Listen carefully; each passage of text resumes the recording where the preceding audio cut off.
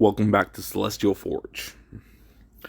When we left off, the character was looking through like a flea market type area and was deciding not to get some tech stuff because he didn't have any actual crafting powers yet. It wasn't that I was worried about being exposed. I'm pretty sure whatever hypothetical Tinker's monitors purchasing habits wouldn't be tipped off by me buying an old game console and VRC DVD combo. Thing was, I have very limited funds to work with. I didn't want to invest in electronics only to end up with a specialization in vehicle engines or chemistry. Case in point, before I got my last stability, I would have never considered the need for isolated pieces of armor. It was a shame because there was a lot of tempting possibilities here. Even without the power-assisted crafting abilities, there was an appeal in taking apart old machinery. I guess I would never have ended up in an engineering program if I didn't have those instincts. Still, I pushed them down and pressed on. A quick, and I use that term loosely, circuit of the market did not reveal any sands specializing in protective sports gear. They left me hunting through individual stalls. For a good portion of Brockton Bay, the market takes the place of a yard sale when the time comes to clean out the garage or declutter the house. It's easy to spot the people using it for that purpose. People who make their living from the market have a professional attitude. They have well-made signs, neatly organized merchandise, and proper cash boxes. Some even have those new smartphone card readers. They provide a stark contrast to people with optimistic expression and a table full of random junk. Those people were my best chance to find what I was looking for.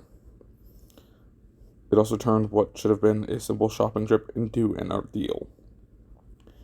If I wasn't being strictly conservative with my finances, I could have walked into a department store and picked up a whole set of pads in 5 minutes. Instead, I was hunting around through a heavy throng of flea market shoppers, trying to find a budget piece of skateboard equipment. It was not exactly a shining start to a Cape career I would have envisioned. Still, given that some of the Tinkers had to go through for supplies, this counted as a cakewalk. An hour sorting through junk was nothing compared to Tinkers who ended up having to rob chemical depots or required rare earth elements to be able to accomplish anything. I didn't have a problem finding skate pads.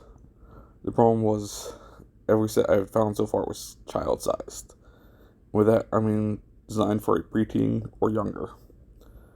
I didn't know if I was seeing their residual equipment from abandoned skating hobbies, or if once they reached their teenage years, their parents stopped insisting on a full set of pads. Sizing was going to be a problem for me.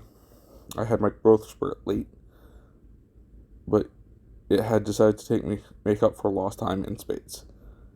Even the stuff sized for teenagers wouldn't work for me. I felt activity in the Celestial Forge and moved out of the flow of shoppers to focus on it. One of the largest constellations was swinging towards me, and my power latched onto a small moat from it. I took a moment to focus on the new power.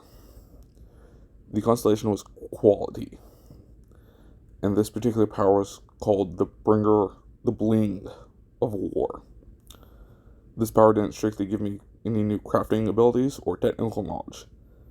Instead, it allowed me to design and build things in a much more stylish manner. It was an aesthetic upgrade. I could add style or even a certain theme to what I built. While it wouldn't help me with practical requirements of construction or design, it would allow me to sidestep the earlier Tinker cliche, where they initially debuted a set of gear that looked like it was the product of a junkyard screwing HS compactor.